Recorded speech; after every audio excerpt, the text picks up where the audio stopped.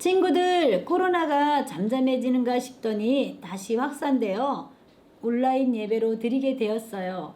그동안 나오지 못한 친구들도 있죠. 친구들 반가워요. 오늘도 하나님께 기쁜 마음으로 예배드려요. 사도신경으로 신앙 고백하겠습니다. 나는 전능하신 아버지 하나님 천지의 창조주를 믿습니다. 나는 그의 유일하신 아들 우리 주 예수 그리스도를 믿습니다.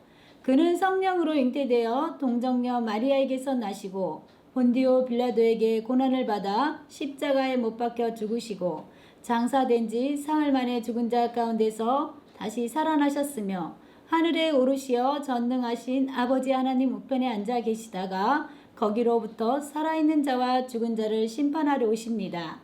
나는 성령을 믿으며 거룩한 공교회와 성도의 교제와 죄를 용서받는 것과 몸의 부활과 영생을 믿습니다. 아멘. 성경 초점입니다. 그리스도인은 왜 성찬에 참여하나요? 예수님의 삶과 죽음을 기억하고 예수님이 다시 오실 때까지 예수님을 선포하기 위해서예요. 단원 암송입니다. 주의 성령이 내게 임하셨으니 이는 가난한 자에게 복음을 전하게 하시려고 내게 기름을 부으시고 나를 보내사 포로된 자에게 자유를 눈먼 자에게 다시 보게 함을 전파하며 눌린 자를 자유롭게 하고 누가복음 4장 18절 말씀. 아멘. 자, 오늘의 말씀은 조금 나아가서 얼굴을 땅에 대시고 엎드려 기도하여 이르시되 내 아버지여 만일 할만하시거든 이 잔을 내게서 지나가게 하옵소서. 그러나 나의 원대로 마시옵고 아버지의 원대로 하옵소서 하시고 42절 다시 두 번째 나아가 기도하여 이르시되 내 아버지여 만일 내가 마시지 않고는 이 잔이 내게서 지나갈 수 없거든 아버지의 원대로 되기를 원하나이다 하시고 마태복음 26장 39절 42절 말씀입니다. 오늘 성경 이야기를 듣기 전에 그동안 배운 내용을 복습해 볼게요. 우리는 예수님의 죽음과 부활을 준비하시는 모습을 보았어요. 3주 전에는 마리아가 값비싼 향유를 예수님께 부은 이야기를 들었어요. 예수님은 마리아가 예수님의 장례를 위한 향유를 부은 것이라고 말씀하셨어요. 우리는 예수님을 향한 우리의 사랑을 예배로 표현할 수 있어요. 예수님은 우리의 모든 찬양을 받으시는 분이세요. 그 다음에는 예수님이 성전의 사람들이 하나님께 기도하고 예배하는 장소였어요. 예수님은 성전을 잘못 사용하시는 사람들을 내쫓아서 하나님의 백성이 예배할 수 있게 하셨어요. 예수님의 사람들의 죄를 없애주시고 하나님께 가까이 갈 수 있게 길을 열어주셨어요. 지난주에는 6월절에 예수님과 제자들이 최초의 성찬을 나눈 이야기를 배웠지요. 예수님은 십자가에서 죽으시고 3일 만에 다시 살아나셔서 자신의 피로 새 언약을 맺으셨어요. 4과 예수님이 잡혀가셨어요. 오늘 성경 이야기는 마지막 만찬 직후에 있었던 일이에요. 예수님은 제자들과 함께 겟세마네라는 곳으로 가셨죠. 그리고 제자들에게 내가 저기 가서 기도하는 동안 여기 앉아 있어라 라고 말씀하시고 몹시 슬퍼하며 괴로워하셨어요. 예수님이 떨어진 곳에 가셔서 얼굴을 땅에 대고 이렇게 기도하셨어요. 나의 아버지여 하실 수 있다면 이 일을 제게서 지나가게 해주십시오. 하지만 아버지의 뜻대로 하시기를 원합니다. 예수님은 돌아오셔서 제자들이 잠들어 있는 모습을 보시고 베드로에게 나와 함께 1시간도 깨어있지 못하겠느냐라고 말씀하셨죠. 예수님은 2번 더 따로 가셔서 기도하셨어요. 하지만 돌아오실 때마다 제자들이 쿨쿨쿨 자고 있었어요. 예수님은 아직도 자고 있느냐? 이제 때가 되었다. 일어나 가자. 나를 넘겨줄 사람이 오고 있단다 라고 말씀하셨어요. 그때 유다가 다가왔어요. 칼과 몽둥이를 든 많은 사람을 데리고 말이에요. 유다는 함께 온 사람들에게 누가 예수님인지 알려주려고 예수님에게 입을 맞추고 있자 사람들은 예수님을 붙잡았어요. 베드로는 화가 나서 칼을 뽑아 싸우려고 했지만 예수님은 칼을 거두라고 하셨어요.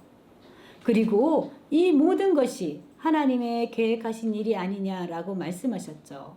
예수님을 따르던 사람들은 예수님을 버리고 도망갔어요. 하지만 베드로는 멀리 떨어져 따라가며 예수님을 지켜보았어요. 사람들이 예수님을 붙잡아 대제사장 가야바의 집으로 끌고 갔답니다. 종교 지도자들은 예수님을 죽일 이유를 찾으려고 애썼지만 찾을 수가 없었어요. 대제사장이 예수님에게 아무 말도 안 할 작정이냐? 내가 그리스도 메시아 곧 하나님의 아들이냐고 물었죠. 그러자 예수님은 그렇다, 내 말이 옳다라고 대답하셨어요. 그러자 대제사장이 아하, 이 자가 하나님을 모독하는구나. 가야바와 종교 지도자들은 예수님이 하나님의 아들이라는 사실을 믿고 싶지 않았기 때문에 그들은 예수님이 거짓말을 한다고 말했지만 진실을 말하고 계셨어요. 사람들은 이 사람은 죽어야 한다라고 말하면서 예수님의 얼굴에 침도 뱉고 뺨을 때렸답니다. 대제사장 집에서 일하는 한 종이 베드로를 보고 말했어요. 당신도 예수의 제자이지요? 그러자 베드로는 나는 그 사람을 모르 라고 대답을 했죠. 예수님이 당하시는 일을 지켜보는 동안 사람들이 2번이나 베드로에게 혹시 예수님과 함께 있던 사람이 아니냐고 물었죠. 그때마다 베드로는 예수님을 모른다고 대답했어요. 다음 날 아침 종교 지도자들은 예수님을 죽이기로 했어요. 그리고 예수님을 로마의 총독 빌라도에게 데려갔죠. 우리 친구들, 다음 주에는 어떤 일이 일어났을까요? 유다는 예수님의 제자였고 3년 동안 예수님 곁에서 예수님의 기적을 행하시고 병을 고치시는 모습을 빠짐없이 보았으며 가르침도 들었어요.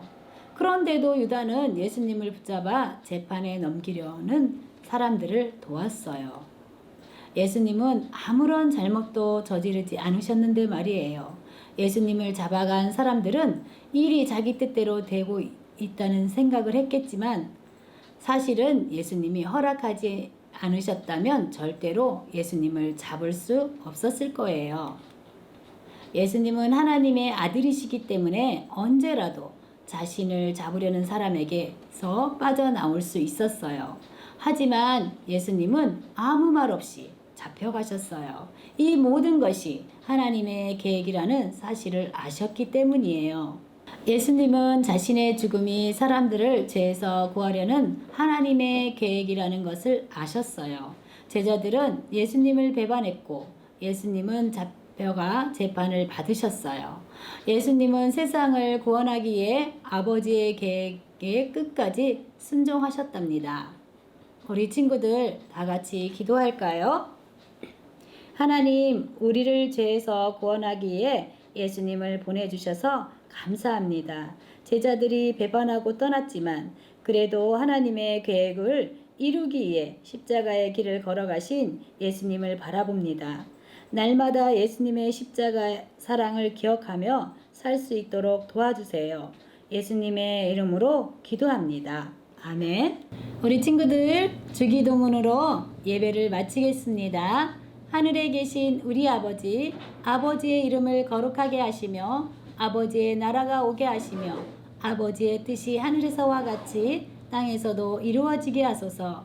오늘 우리에게 일용할 양식을 주시고 우리가 우리에게 잘못한 사람을 용서하여 준 것 같이 우리 죄를 용서하여 주시고 우리를 시험에 빠지지 않게 하시고 악에서 구하소서. 나라와 권능과 영광이 영원히 아버지의 것입니다. 아멘. 친구들, 생일 파티와 달란트 시장을 하기로 했는데 코로나 때문에 다음에 하기로 했어요. 그래서 전도사님은 우리 친구들에게 어떻게 하면 달란트를 줄 수 있을까 생각했는데 달란트 프로젝트를 만들었어요. 친구들, 프로젝트에 참여하여서 달란트를 모아보세요. 우리 선생님들도 가만히 있을 수는 없잖아요. 로마서 8장을 읽고 마태복음 26장 36절에서 27장 2절을 쓰고 우리 친구들에게 보내주세요. 다음 주에 우리 친구들 건강하고 씩씩한 모습으로 만나요. 안녕.